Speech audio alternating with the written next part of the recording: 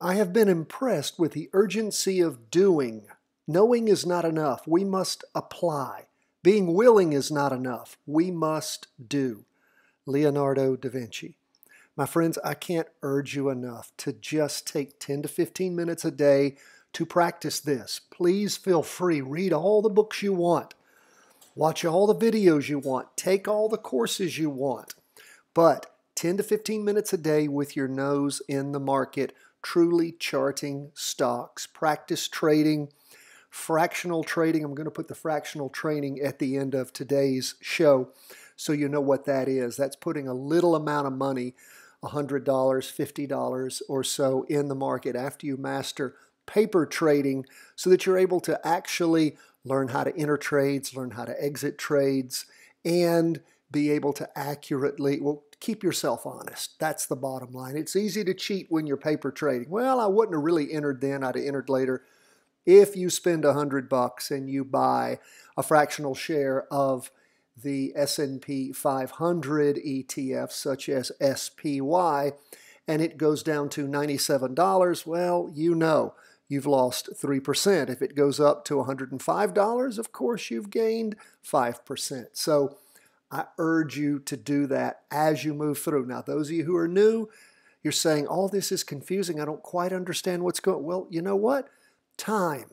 It's like learning anything. To become an expert, it takes some time. 10 to 15 minutes a day, not 4 hours a day. You'll burn yourself out, not 3 hours on a Sunday. You have to do this every day to learn the nuances. Now, the things we teach on the S&P 500, the NASDAQ 100, 20-year bonds, gold, and of course here lately, for a little while, we've been helping you by following Bitcoin for you.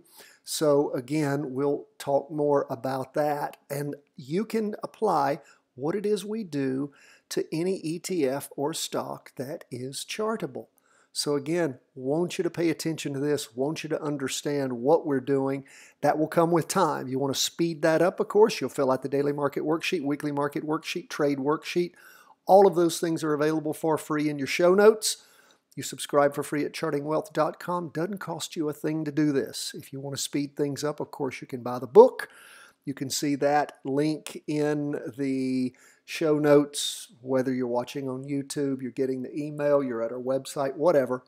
But we appreciate the support. Now, let's jump into these charts. What do we see on the weekly chart with the S&P 500? Well, last week was a week where things pushed up a little bit higher. This week, look at what we are seeing. Markets are up for the day 1.10%. But what do we see as far as the S&P goes? It's just barely holding on above the red signal line. That's the price percent oscillator. Derivative oscillator still positive. We have a week where there is lots and lots of indecision. We pretty much have a doji, which means that you've got the bulls and the bears fighting it out, and they're almost breaking even. Look at this 2-day. Of course, we had the 2-day recross going down on this last candle. That occurred at the close of the market on Tuesday. At the close of the market on Wednesday, we see a green spinning top, almost a doji, again showing lots of indecision. Price percent oscillator still negative, derivative oscillator positive, but losing momentum. So again, markets appear to have topped on the 2-day chart, moving down. We'll continue to watch prices below the 2-day trend line.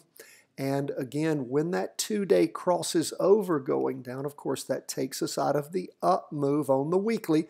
We have to have the weekly and the 2-day moving in the same direction. We'll see how things shape out on Thursday as this candle closes. Will the markets bump back up again, or will they burn off energy and head down? We don't know. We can see the leading indicator. That is the derivative oscillator, which is a triple smooth version of the relative strength index. That is losing momentum at this time. And again, the price percent oscillator, our lagging indicator, which is, of course, a percentage version of the moving average convergence divergence indicator, is still going down. So overall, on the medium-term chart, it is down. On the weekly chart, it's just barely up. So again, things are real wobbly at this point. What do we see on the half day? Well, it had crossed over going down quite a while back on the morning of Wednesday the 17th. slid sideways but continued to trend down, really pumped down hard on the morning of Tuesday. And then what did it do on Wednesday? It popped up, pushing through. We can see the 4-hour chart, the half-day chart, the 2-day chart, and up through the weekly chart. So we'll continue to watch, see what there is still not enough momentum to cross over yet. So let's see what happens on Thursday. That's where we are. Hope that you're watching, paying attention, all the charts all the time.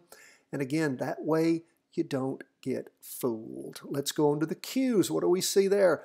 Not up as much as the S&P, but up 0.82%. But we look at overall, what's this week doing? Still have a red down candle. It does have a long wick on the bottom, which shows some recovery from trying to plunge down. Price percent oscillator flipped over negative, as did the derivative oscillator. Both of them still heading down. 2-day chart. Again, red down candle forming. We can see where we had that 2-day recross back on the Tuesday. It hasn't plumbed the lows yet at the bottom of the wick. Derivative oscillator gaining downward momentum. Price percent oscillator still heading down. Half-day chart. Again, where we can see where things plumb down, like on the S&P on Tuesday morning, really hammering down and then trying to roll back up, digest some of those losses, and we'll see. Thursday's going to tell us perhaps a good bit about, is the market going to try to spring back, or is it just going to roll over and die? We don't know. That's what following all these charts all the time does for us. Now, our 2-day recross in 20-year bonds, shorting them, TBF is the short in this. How's that been going for us? Quite well. We'll look at it further when we get to the 2-day chart. But as far as that weekly goes, down for the day 0.66%. And look at the candle growing, heading down, derivative oscillator gaining downward momentum, price percent oscillator continuing that acceleration down. 2-day chart, same thing. You know, the first day of this latest 2-day candle, we have 8 days, 9 days now. We'll see what things look like on Thursday when that candle finishes drawing. Our jumping in point for that 2-day recross was back on the 3rd of February. And of course, it was down the 2 days after that, then sideways for 4 days, and then, of course, started that deep plunge on Thursday, the 11th.